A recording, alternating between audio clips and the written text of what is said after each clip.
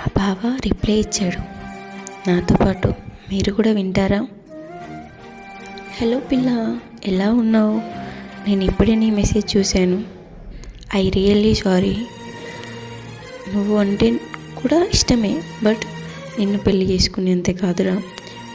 నా పాస్ట్లో నాకు నా పిల్ల ఉంది.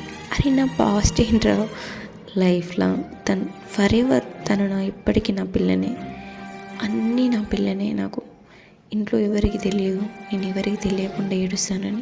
అరే అందరు అంటారు కదా, ఇంత మొండోడు ఏంట్రా, అసలు ఫీలింగ్సే ఉండవా, ఒక్కసారి కూడా ఏడవవా అని అంటారు కదా. అలాంటి నా లైఫ్లోకి నా పిల్ల కాదు, జస్ట్ లైక్ నా పెళ్ళం. అది తన పరిచయం జీవితంలో మర్చిపోలేని జ్ఞాపకం. తన చూపులు ఇంకా నా కళ్ళ ముందు తిరుగుతూనే ఉన్నాయి. ఎలా పోల్చాలి తన మనసుని, వాళ్ళకన్నా స్వచ్ఛమైనది. తన అందం చూసి నేను ప్రేమించలేదు, తను నా అందం చూసి ప్రేమించలేదు.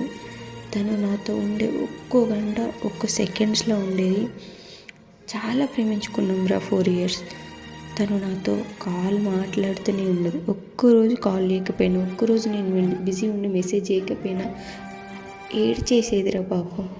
ఇంత జెన్యూన్ లవ్ ఇలా వస్తుంది అసలు ఒకరి మీద, ఏం ఎక్స్పెక్ట్ చేయకుండా. మనీ, టైం, నేను ఎంత బిజీ ఉన్నా కానీ ఓకే, షీస్ లైక్ చాలా అర్థం చేసుకునేది.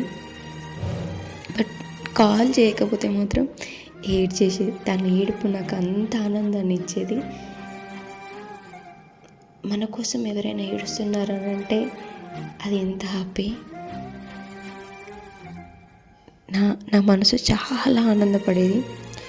నిజం చెప్పాలంటే నాకన్నా తనే నన్ను ఎక్కువ ప్రేమించింది. తను నా లైఫ్లో లేదు, మళ్ళీ నా లైఫ్లోకి రాదు